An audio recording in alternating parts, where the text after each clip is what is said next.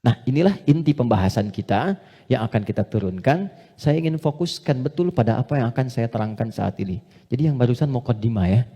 Sekarang kita mulai ke intinya. Saya ingin berikan penjelasan dari akarnya dulu supaya kita paham tentang diri kita. Jelas sampai di sini? Halo? Jelas ya? Oke. Yuk kita lihat. Kembali ke Quran surah Asy-Syams ayat 7 sampai 10.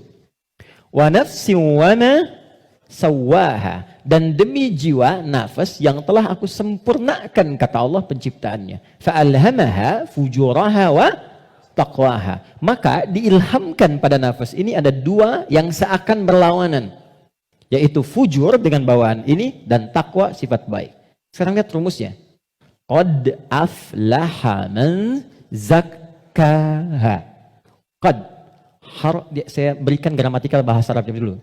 Qad harfut tahqiqin wa taukidin.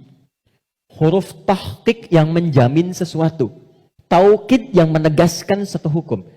Cara menerjemahkannya, qad aflaha, aku jamin, kata Allah. Dan aku tegaskan. Orang yang mampu menata zakat, menata nafasnya dengan baik, maka hidupnya akan cenderung sukses dan bahagia. Apapun pekerjaannya. Baik.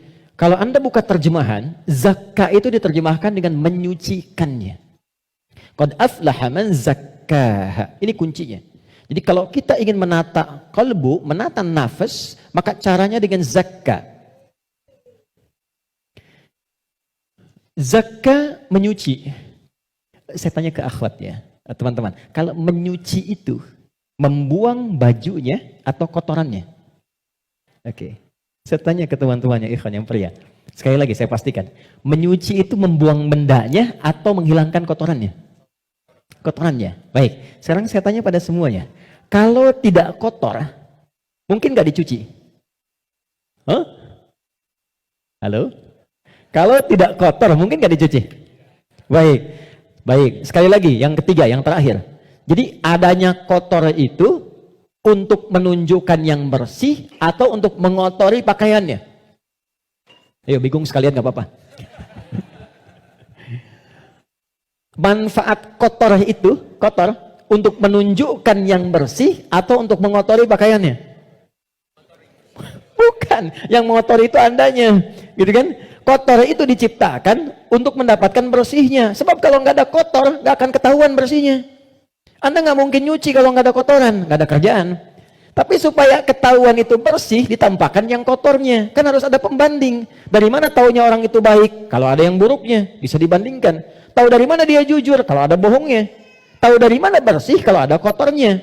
Maksud saya, kotoran itu diciptakan bukan ingin mengotori pakaiannya, tapi ingin menghasilkan kebersihan di balik kotoran itu. Karena itu menyuci, itu membersihkan kotoran, bukan membuang bendanya. Tarik logika itu ke sini. Qad aflaha man zakkaha. Allah menciptakan sifat fujur bukan ingin menjadikan manusia itu terjebak dalam keburukan. Jadi jangan bertanya begini, kenapa Allah ciptakan sifat dusta? Kan saya nggak akan berdusta kalau begitu. Kenapa Allah ciptakan sifat sombong? Kan saya nggak akan sombong kalau begitu. Bukan, kata Allah, pada asalnya diciptakannya fujur dengan semua sifat ini adalah untuk menjadi katalis dalam bahasa kimia itu. Supaya dia bisa menstimulus supaya baiknya keluar. Sebab kalau nggak ada ini nggak akan muncul.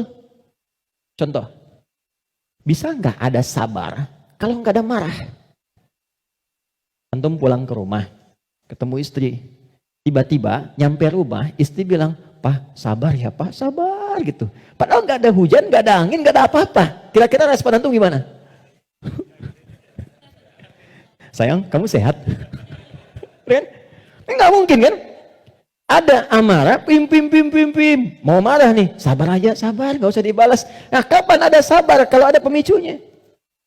Kapan ditemukan jujur? Ketika ada dusta. Jadi dusta itu diciptakan bukan ingin menjadikan Anda sebagai pendusta, tapi sebagai katalis supaya jujurnya muncul.